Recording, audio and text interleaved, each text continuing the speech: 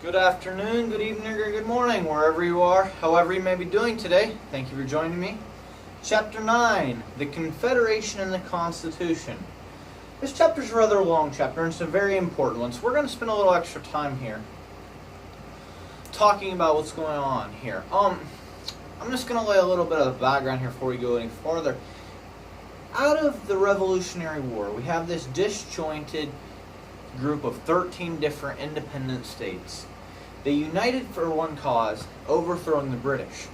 But they have a lot of differences. There's a lot of conflict. They all want to be a separate nation. But there's a lot of differences in morals, beliefs, values. They have things in common, they have differences. And the Articles of Confederation were written and established late in the Revolutionary War as sort of just a loose framework. But there was no real teeth to this first written Constitution. And you have a situation here of it's more of an association, if you think about it. A group of like-minded people who get together for a purpose, but there's no actual governing rules, and people can come and go as they please. And many of you have probably been part of stuff like that, and at times it can work really well. But at other times you actually need maybe a little more of a membership requirement, or you must be here and to be a real functioning body. And that is a lot of the differences we have here. I'm going to jump here real quick to question number 1. And this is a longer chapter, just a reminder here. The Virginia Statute of Religious Freedom. It's very important. It's very important. But it was the very first thing of its type, wherein the concept of pure religious freedom really truly entered into the world in that sense. Prior to that, you had favored or protected religious groups, such as in Virginia, you had the Anglican Church. Okay, the Baptists were the disfavored church. Now, they may have been allowed to practice their religion, but there were some restrictions. There was no true religious freedom like we have here in America today. And this is very important because this was one of the very first things that happened. And to be real honest, this is probably one of the most important things that's happened in our nation's history, is the idea of religious freedom. In America, when it was first founded, there was religious freedom, but it was founded on religious freedom. Okay? But Maryland had some religious freedom. Pennsylvania had a lot of religious freedom. Virginia had some. South Carolina. But the Anglican Church was in South Carolina and Georgia. And the Congregationalists and the Presbyterians were up in New England. You had in Rhode Island religious freedom. But you didn't have pure religious freedom like we think of today throughout the colonies. There was more, hey, you have religious freedom as long as it's not a Quaker, or as long as you're not a Mennonite, or as long as you're not a Jew, or a Muslim. Okay, and so it is important here to remember that our nation was not founded on religious freedom for people of all religions. It was founded on the idea of religious freedom for Protestant Christians, basically, with the exception of slightly Maryland. But basically, the idea of Protestant Christianity, religious freedom for Protestant Christianity, and then they expanded it to religious freedom for everyone. That didn't happen in the Catholic countries where they had Catholicism, they had religious freedom for Catholicism, and then they expanded it. No. That only happened in the United States, and then other countries adopted the United States example. Continuing on here, number 2, who founded the world's first anti-slavery society in the world, and where was it founded? The world's first anti-slavery society was founded by the Philadelphia Quakers in 1775, before the Revolution was truly going in its full context. This is important to note. There had never been a society in the entire world dedicated to being opposed to slavery. The idea of anti-slavery was a United States invention. You see it here.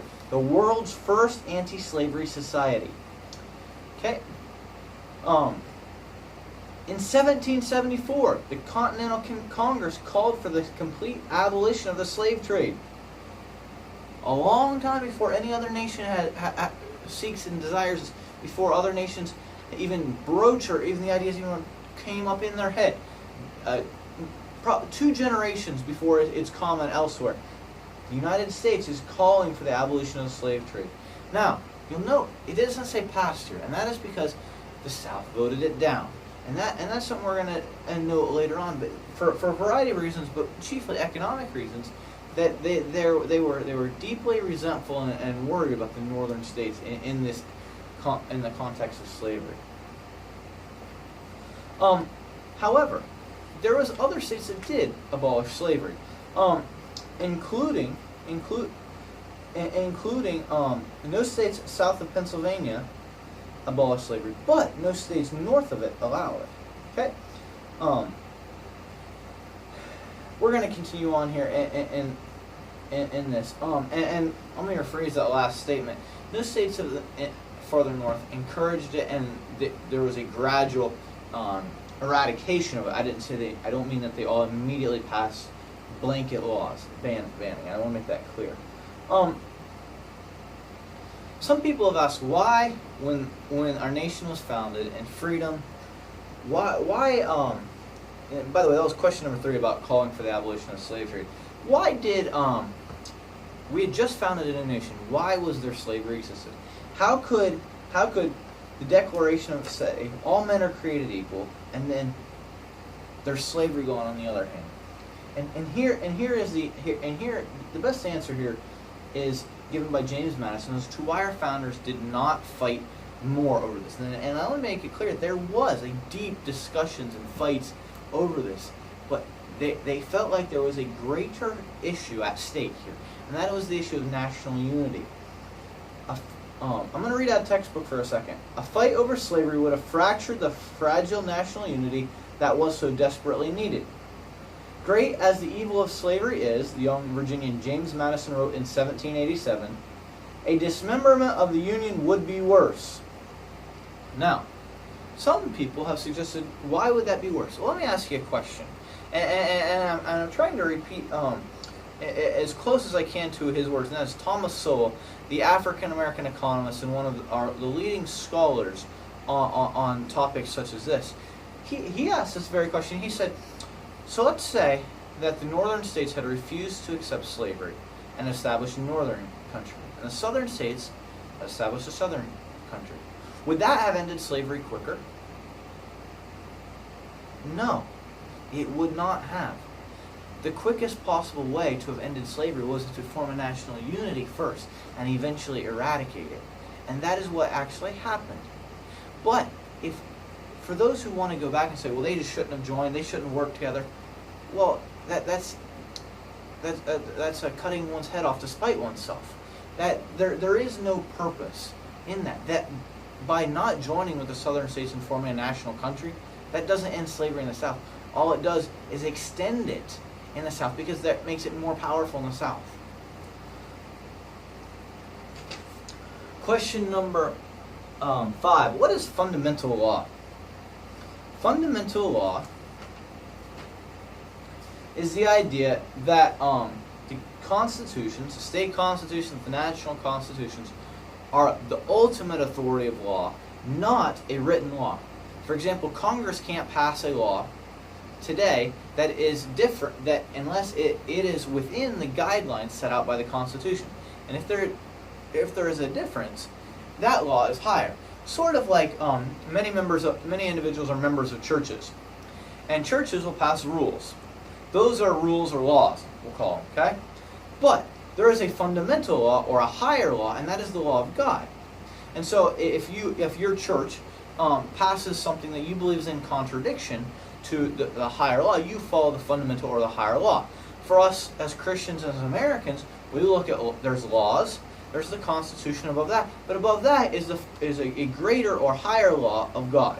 And this is the context here, is they're saying these fundamental laws are above what the will of the people want. The will of the people can want something, but it can't. But if it's in conflict with law, the established rule of law, that is more important than what the will of the people want. Thomas Jefferson stated, about a legislature, and that's question number 6. He warned that 103 despots in a legislature would surely be as oppressive as one. And that's important to remember, that the American people were very worried, our founders were very worried about this idea of despotism. And by despotism and by tyranny by a majority. And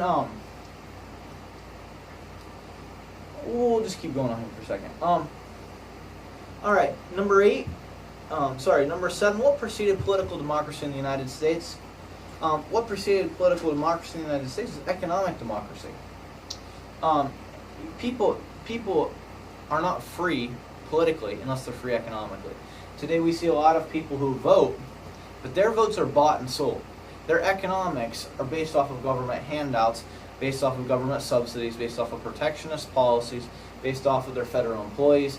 Okay, student loans. If you are a 18 or 19-year-old student and there is one candidate is running saying he will get rid of all the student loan program, and the other is saying they will expand it, you obviously are going to personally look at the candidate who says they're going to expand it, because that affects you drastically. I myself could not have gotten my education if it had not been for student loans. Just like most people in America, when they go to college, they use those student loans. Well, a person whose livelihood personally is affected by that is not economically free.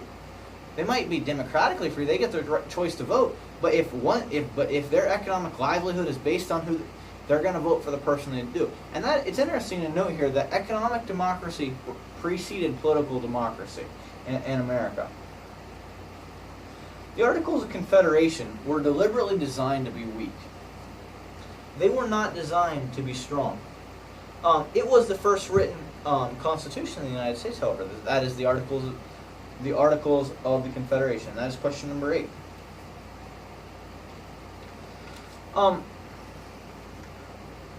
Some people have called the Articles of Confederation the Articles of Confusion, and it had two problems, two main problems, and that is it could not regulate commerce, and it could not enforce tax collection.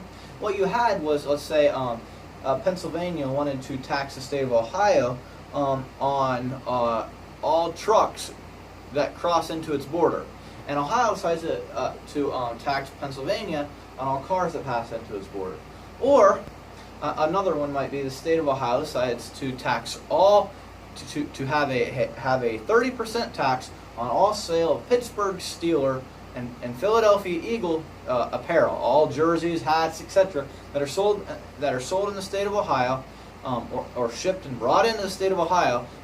There's a 30% or 40% or 50% or 90% if you're a Bengals fan tax on the Pittsburgh Steelers and Philadelphia Eagle clothes, hoodies, shoes, etc., hats. Okay, and in response, Pennsylvania decides they're going to put a 90% tax on Cleveland Cavaliers basketball jerseys and hoodies, etc. You can see how very rapidly this would denigrate into a great fight and argument.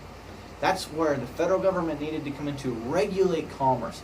And this is where we've gotten into a lot of trouble, is the federal government tries to regulate and mediate between states differences, but it's the area where the federal government got the most power. Also, the federal government, they have to form a military, they have to be able to protect us, but they can't do so unless they can have some money to form it, and they had no way to enforce tax collection. Therefore, no one actually would give them money, or very rarely would give them that much money.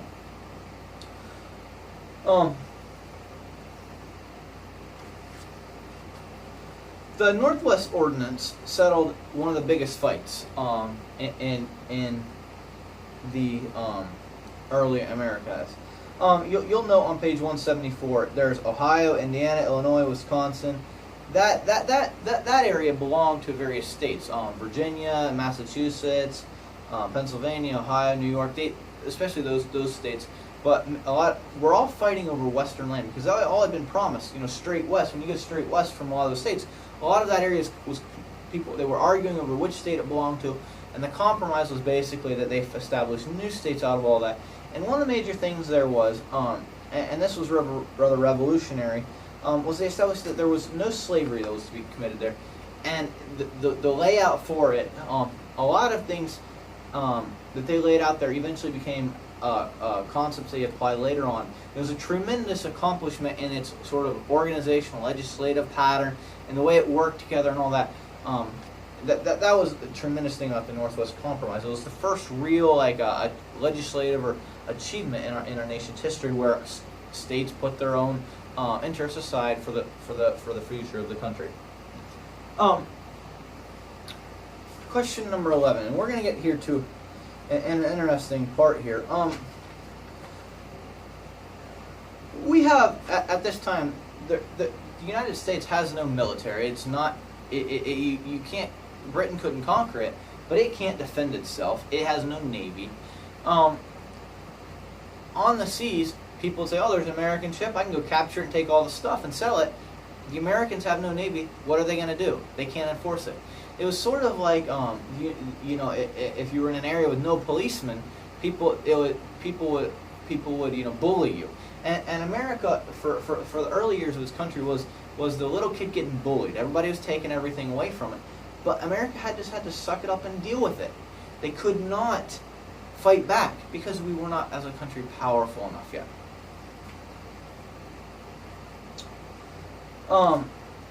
Continuing on here, and this is question number, what is Shays' Rebellion? Shays' Rebellion. Now this is very important. What we have here is a real problem, and this is the conflict that we're going to see quite a bit here throughout American history, but right here in this time period, is we have Daniel Shays. He was in Western Massachusetts. He was losing his farm because he couldn't pay his mortgage. Okay, the bank had loaned them money, etc. Banks had loaned him money. Well, prices go up, prices go down. Maybe he didn't spend his money wisely. There's a number of foreclosures going on. Okay, well, what happened is, of course, they were foreclosed. Debtors demanded money back. Okay. The people who had lended money, lenders demanded their money back. If they can't get it, they need something to get their money back. They're the one they've taken a risk and they need the risk repaid. Well, what happened is numbers of farms were being repossessed, and because of the bad economics of Daniel Shays and others, as well as us, perhaps some prices had went down.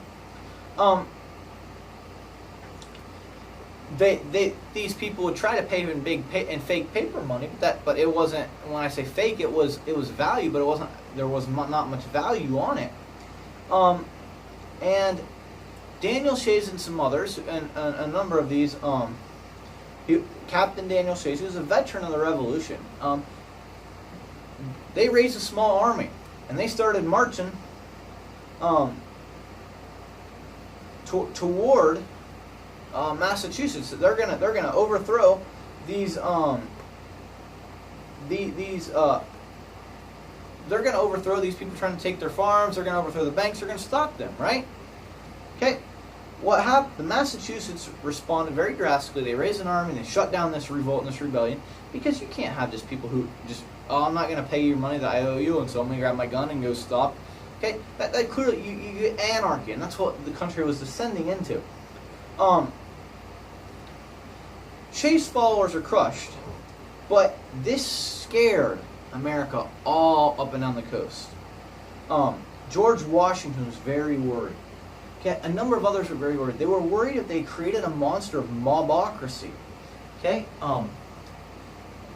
mobocracy. They were very worried about people who they were worried about anarchy. They were very worried about redistribution of the wealth. They were very scared of this, like a socialist idea, or hey, I'm broke, and I got 10 other people who are broke, but that guy has money, so let's all go get our guns and let's take his money and all have it to ourselves, and then we have it.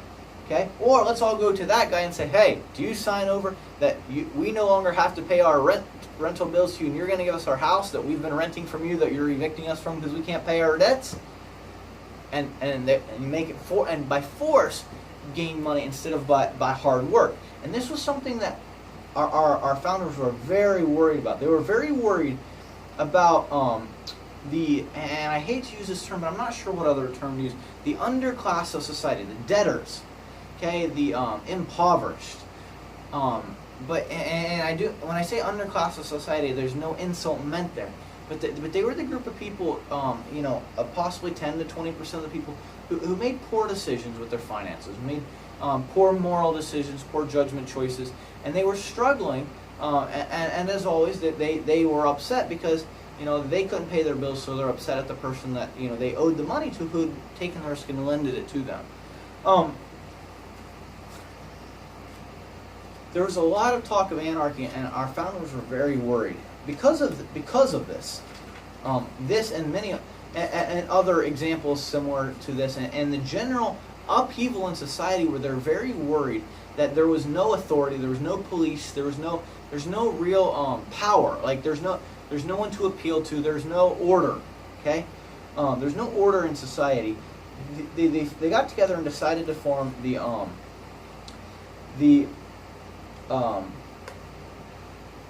Constitution, and this this constitutional convention, the individuals that were there were called demigods. Jefferson called them demigods. The crisis was such that the most able men dropped their personal pursuits and came to the aid of their country. Many of them were lawyers. All right. So who are the demigods? They were the most ablest men in the country, and they were the individuals at the Constitution. Okay. Number 13. Who were the delegates and who weren't they? Here's who the delegates were. 55 delegates were conservative. They were well-to-do. They were lawyers, merchants, shippers, landowners, land speculators, moneylenders. Not one person there came from the underclass or the debtors of society.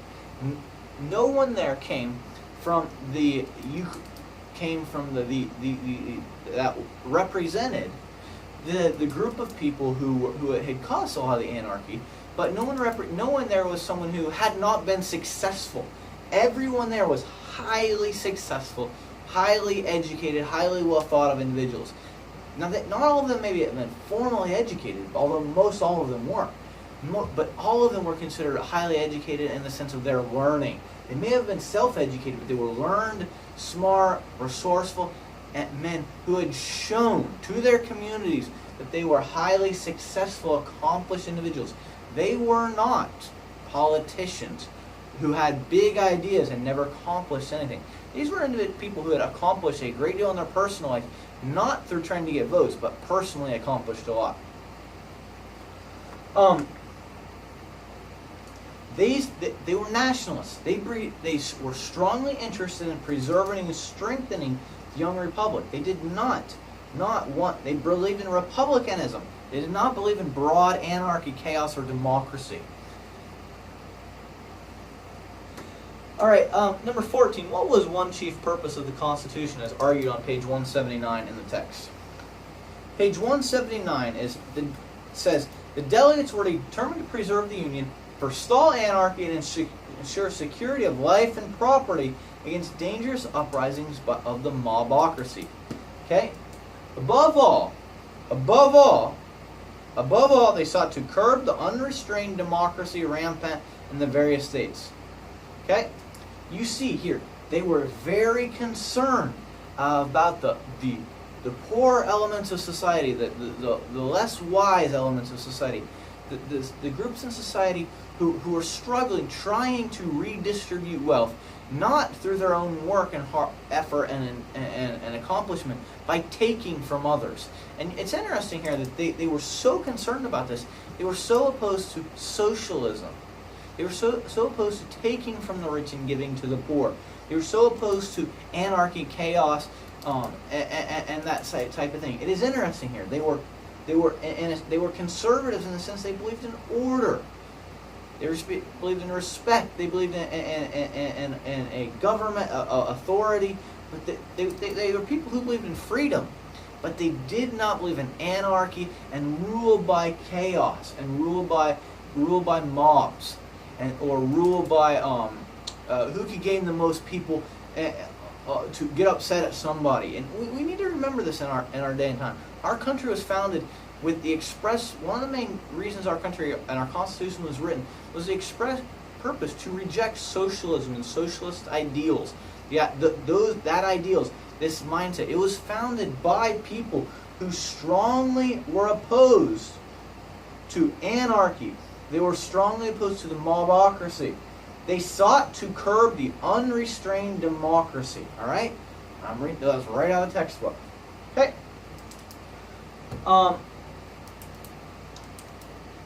That is who they were and who they weren't. And that was the one chief purpose of the constitutional delegates. That's number 14. Number 15. What was the large state plan and a small state plan?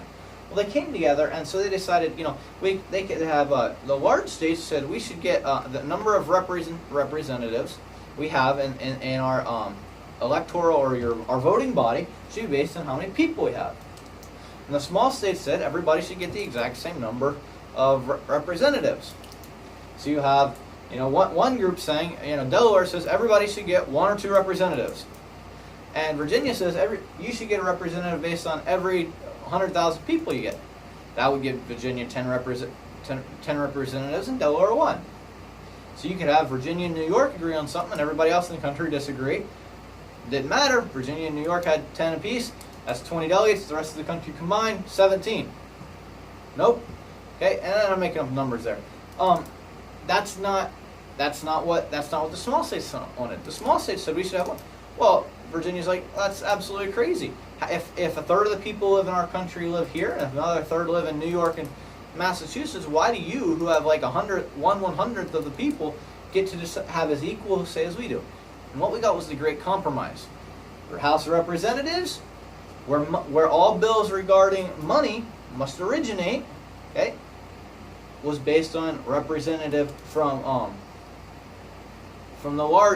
by population. The Senate, on the other hand, which became the higher body, but the Senate, which had more to do with the federal government and like federal judges and stuff, it was represented by an equal number. And so you have here the larger states, they got their body, smaller states got their body, but the smaller states, the larger states got a little extra because all tax bills or revenue bills must start in the House. So you can't start a tax or revenue bill in the Senate. Okay? We're going to get here to voting. And this is very interesting.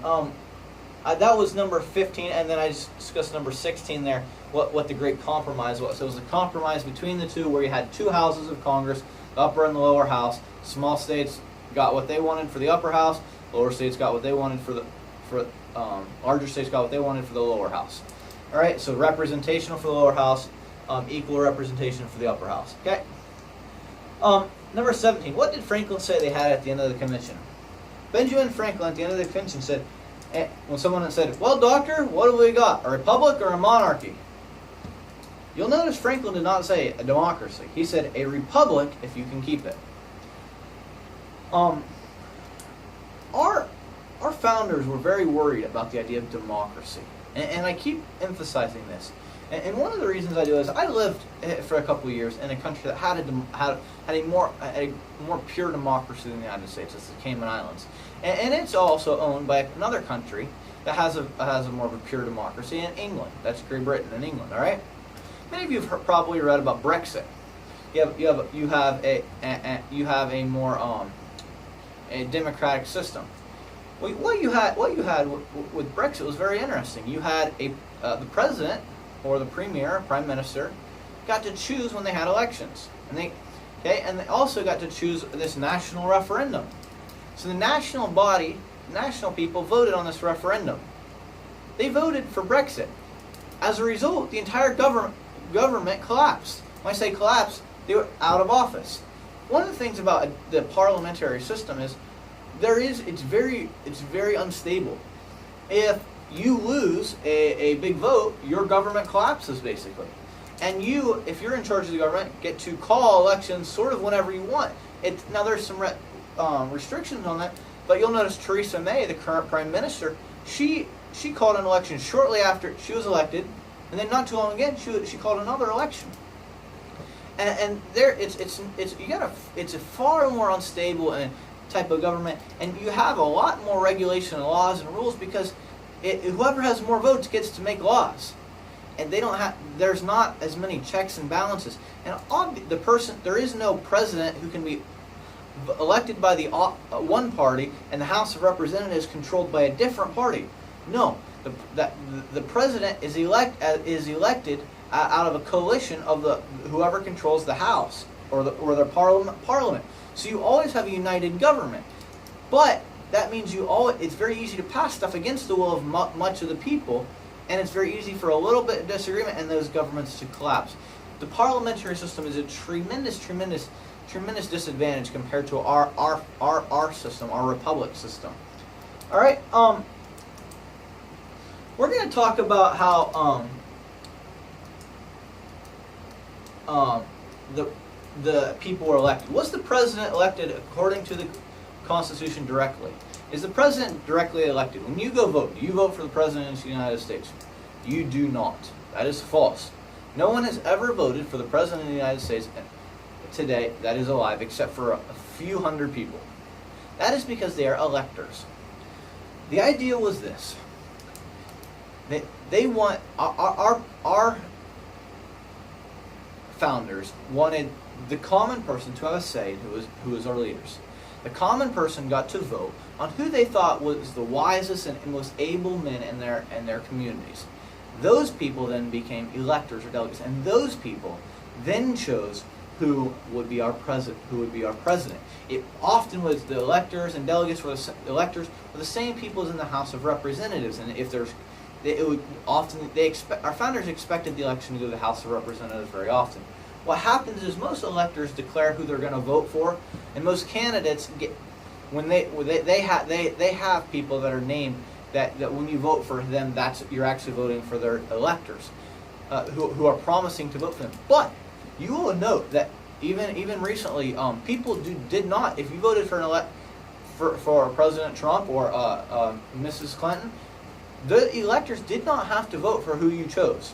You could vote for whoever you would like, and we saw this especially in the Republican and the Democratic side in the primaries.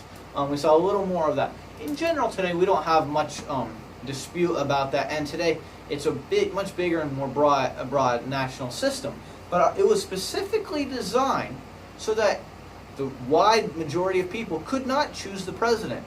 Our founders did not trust the people. They did not trust the wide democracy, the wide general people. They only wanted the most learned, the most able, the smartest, the wisest, the most accomplished individuals to choose. They wanted the people to have a say, and they wanted them to choose who they thought was the best, the wisest, the ablest, most who they wanted to represent them. But then those individuals then chose our leader. And that is very important to remember, because they were very scared of a regular person who does not follow politics, does not know the economics of foreign trade and tariff law, etc., to have a say in voting for that. They did not want that. That is something they did not want.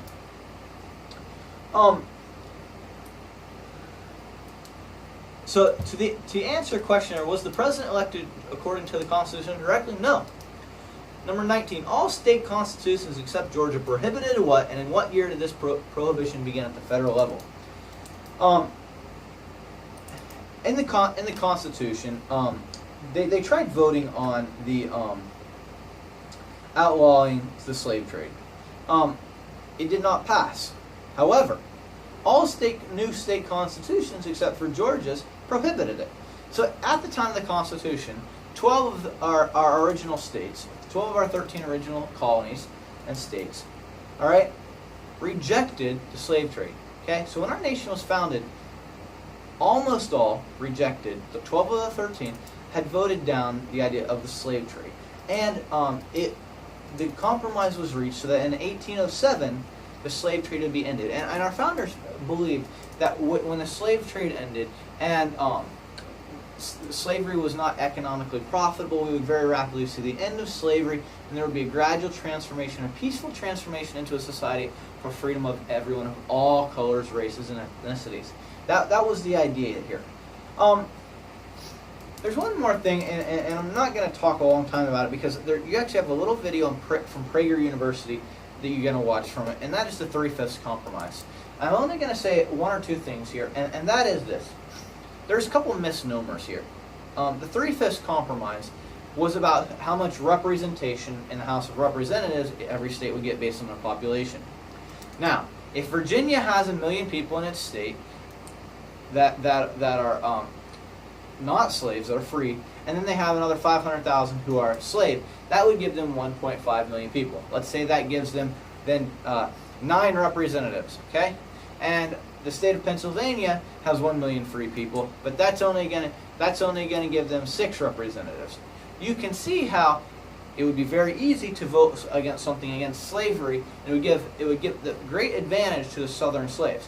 So the compromise they came to is they counted, for the purposes of representation, the population as 3/5. They did not say that slaves were 3/5 of a person. That is an absolute lie. It is absolutely false, and most of the individuals sharing that know it is false. That is absolutely not true. What they were counting was for representation purposes, and because it was the 3/5 compromise was a win for the abolitionists. They were fighting against the slave states having full representation for their slaves, because knowing that if they did that, it would ensure slavery had a stronger power. If they had counted them as 5/5 instead of 3/5 or a whole person for representational purposes, it would have made slavery stronger. That is what you need to know about that. Okay? Again, Prager University has a real good video on that, and you're going to watch that. It's just important to note that. The Constitutional Convention, they demanded what 2 things? Number 20, they demanded what 2 things? They demanded 2 things that two things. They demanded sound money and protection of private property. Continuing on here to number 21, they were virtually unanimous in opposing what? They were and I'm reading down the textbook here for a second.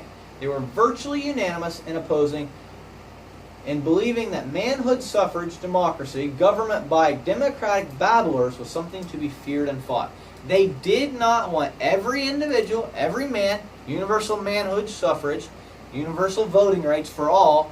They highly opposed that. They did not want government by democratic babblers. They did not want people who had not proven their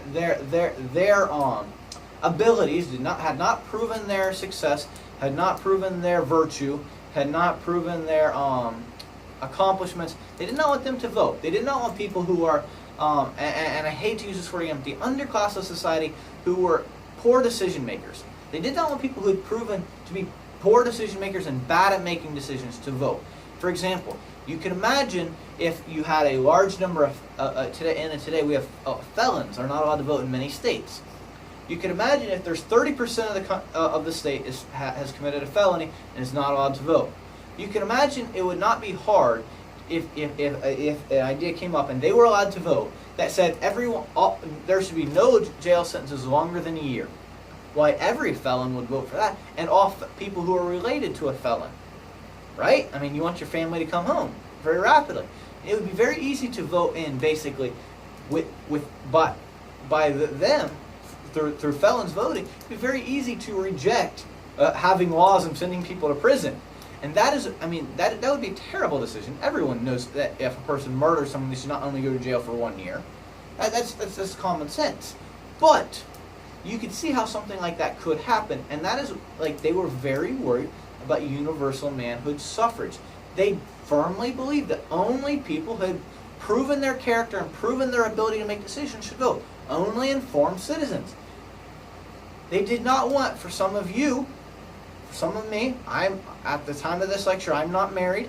I would not have been allowed to vote. I have not proven my wealth. I am not married. I'm not a family man.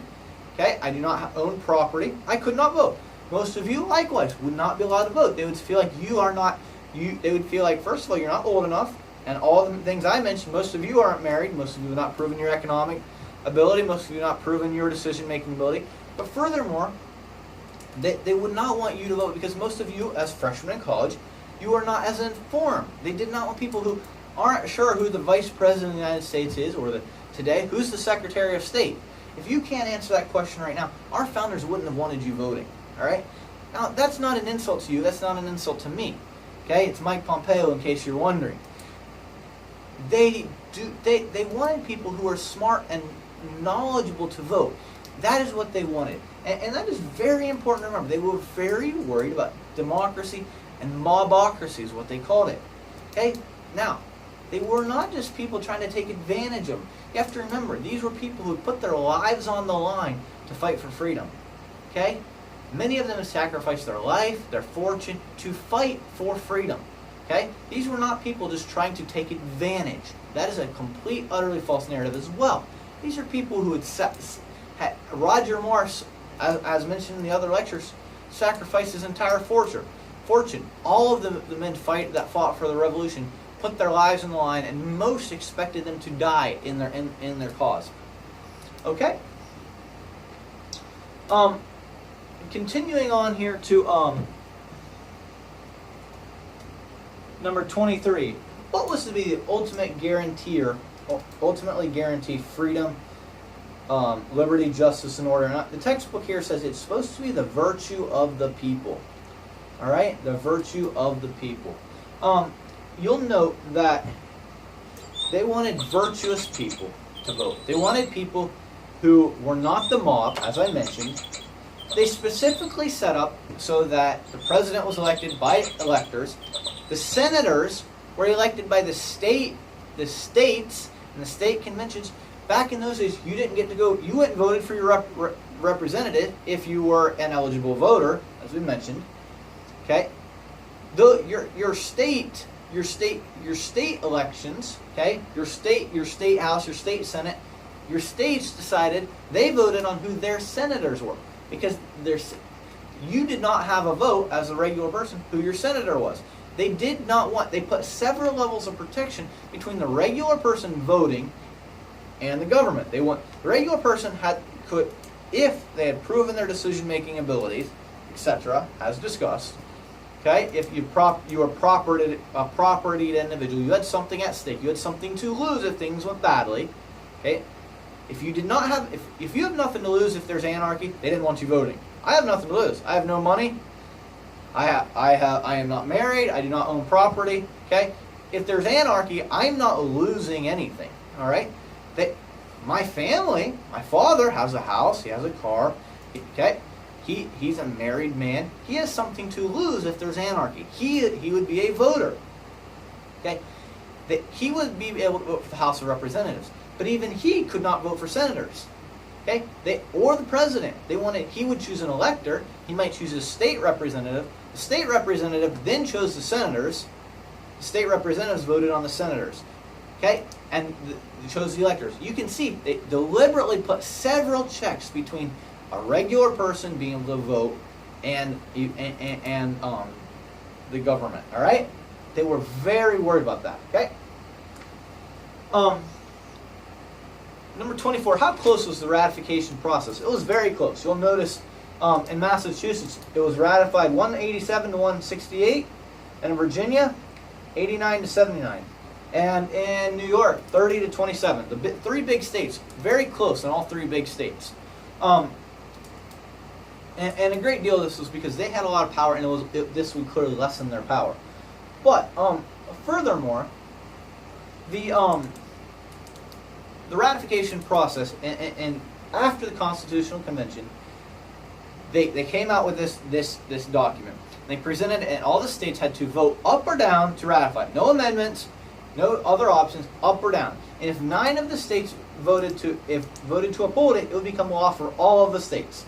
Now, this is a rather striking thing, because let's say that Virginia, Massachusetts, and New York, and Pennsylvania don't choose to uphold it, and all the other states do. Guess what? It doesn't happen. All right. If Delaware and Rhode Island Delaware, Rhode Island, and New Jersey voted against it, but all the other states voted for it, guess what? Doesn't matter what they want. They're too small for it to matter. So, in a sense, they said if all 9 vote for it, then it happens. But that wasn't exactly true. But the votes were very close, and the great reason it was very close was because they were worried about, in the Constitution originally, there was not some specific things set aside for freedom and to protect rights, okay? And and it was eventually passed. What promise allowed for ratification was the promise of a Bill of Rights, and that became our Bill of Rights right away.